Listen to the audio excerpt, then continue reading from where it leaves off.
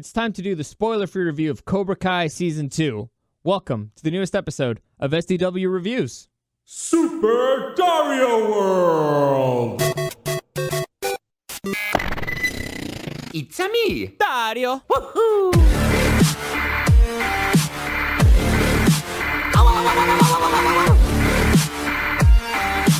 Let's go! Okay, so let's jump right into it, and just to clarify, this is spoiler-free. I hate spoilers. This is going to be a spoiler-free review, and I believe that in the written down one, I also kept things spoiler-free.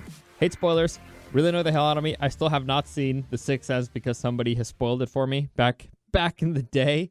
So, just clarifying that. Anything you read from me is most likely going to be spoiler-free unless it specifies they're spoilers. I try to warn people.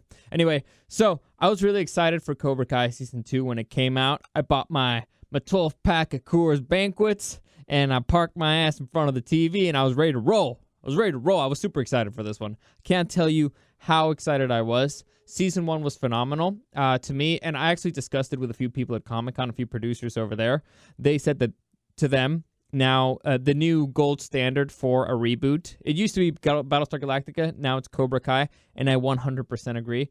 I've never seen a show that was able to be continued in such an organic way, because there's been reboots of a lot of things. For example, Fuller House, it kind of feels like they're pushing certain stuff from the past, like, oh, do you remember this? Oh, you remember this character? Like, look, pass, throwback.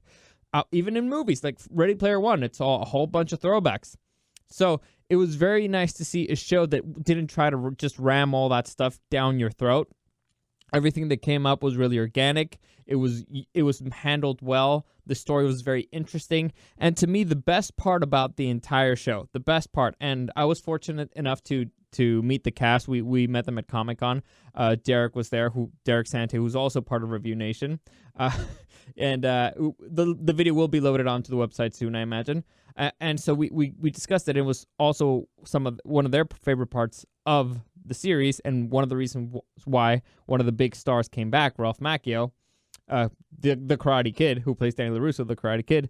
And it's a very real show. Like, all the characters are gray. It's not black and white. People are real. They have to make real decisions. The characters face real hard choices, and nobody's good, nobody's bad. By the end of Season 1, to me, the most brilliant thing about Season 1 is that by the end of it, by the final matchup, the final fight, I had no idea who I was rooting for. I remember I turned to the person that I was watching it with, and I was like, I have no idea who I want to win. Like, I seriously have no idea who I want to win.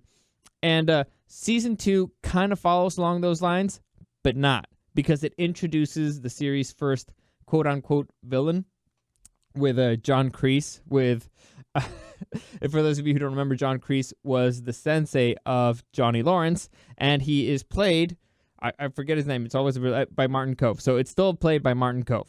And so the dude is the first kind of villain because they still want to show you his human side. So again, it's a very balanced show, and I think that's the beauty of it. It goes 360. You're never just watching from one side. You have a complete surrounding perspective of the whole world, the whole story. You understand why a certain character would make a certain decision in that situation because it's or what they think it's best for them or for everybody. So they kept that intact, even though they introduced the first, again, quote-unquote villain. Now, the Season 2 picks up immediately after Season 1 ended, and I mean the exact same scene.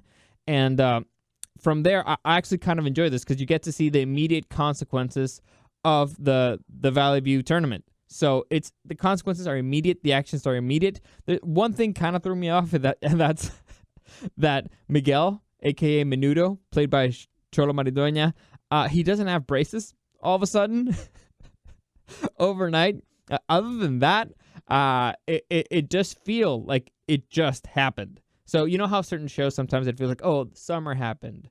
No, this one is like it picks up immediately after that happened, and it honestly, it makes the show better because it's you feel like you're in the moment with them. You feel like you're in the moment with the characters, and you get to see them go through things. It's not like, oh, a lot of stuff happened and they just went through it. No, you get to see the consequences of the action, which I thought was very enjoyable. As Season 1, the show revolves around the two main characters, the big rivalry, the epic rivalry, one of the most epic rivalries of all time, Danny LaRusso, played by Ralph Macchio, and Sensei Johnny Lawrence, played by Billy Zabka. Now, you could argue who the star of the show is.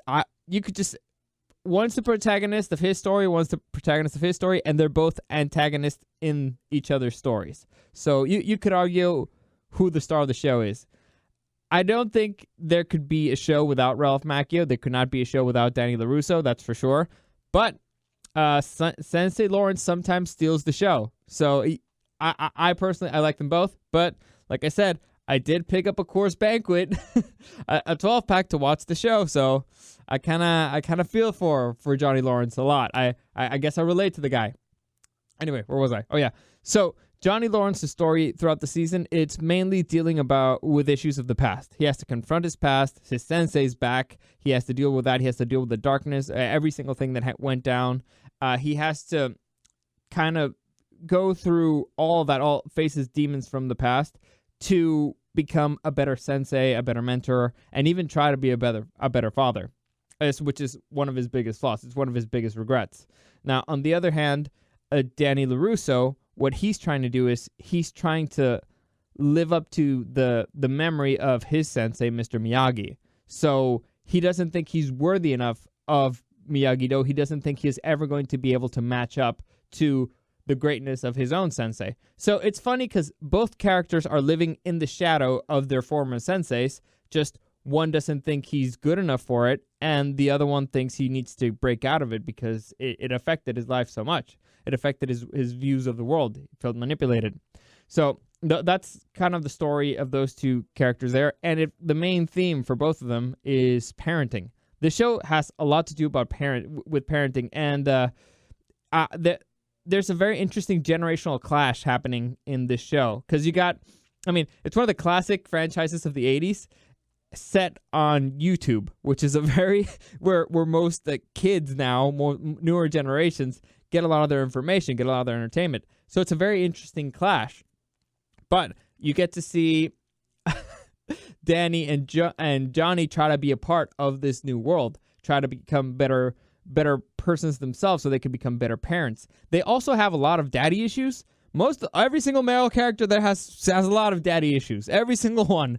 So, well, not every single one, but all the main ones. The four main ones, which is Robbie, Miguel, Danny, and Johnny. Those are the four main male characters. They have a lot of daddy issues. And it's funny because it's like, dude, you could be friends. You could relate. You've gone through so much. You should understand each other. If anybody in the world could understand you, it's that guy. Why do you keep fighting with each other? And that's part of the beauty of the show. The misunderstandings, the conflict of ideals, they're so close to, but they just can't get over it. They just can't get over certain things. And like I said, it's part of the beauty of the show. It's very, very well handled. Now, as far as the kids go, you get to see Miguel, again played by Cholo Maridueña, try to get closer to Samantha LaRusso, who is played by Mary Mouser. But if you guys remember, by the end of season 1, they broke up. It was really sad. But so he's kind of dealing through that. However, a new girl gets introduced into his life, which kind of throws a wrench into the whole situation. Also, Samantha starts spending a lot more time with Robbie, who, by the way, Robbie, I don't think I mentioned this. That's Robbie, played by Tanner Buchanan. He's Johnny Lawrence's son and the protege of Danny LaRusso, which caused a whole lot of drama. Anyway, so she starts spending a whole bunch of more time with Danny, with her father and Robbie, and trying to rebuild Miyagi-Do karate. So it's a very interesting dynamic. It's kind of like it takes most of the issues from season 1 and raises the stakes, because now it's not just Danny versus Johnny. It's not just Miguel versus Robbie. The stakes are getting higher. Now it's Cobra Kai versus Miyagi-Do. It's like they're forming their own gangs. And so tensions escalate, consequences escalate, the hatred escalates. So you get to learn about the consequences of, I don't want to say it. I don't want to do any spoilers. But like I said before, the beauty of season 1 is that it manages to do a build-up to a fight that you don't know who you want to win.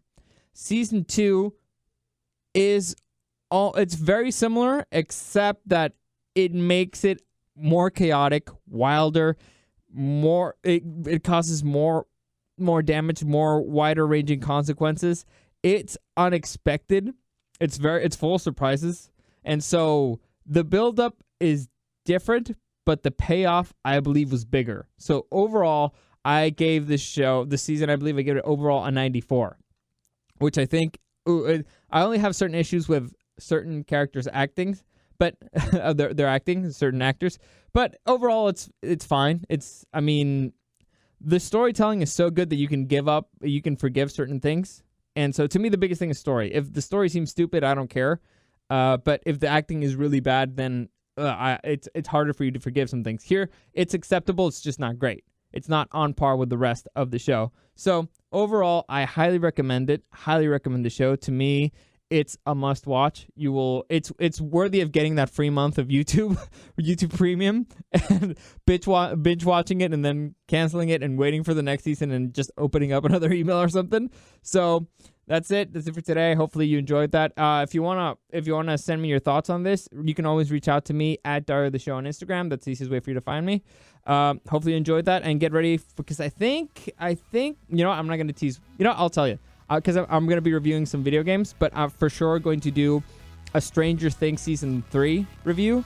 That's coming up soon. And I just finished watching Amazon Prime's The Boys, so I'll do a review for that too. So keep an eye out, and hopefully, you like what you heard.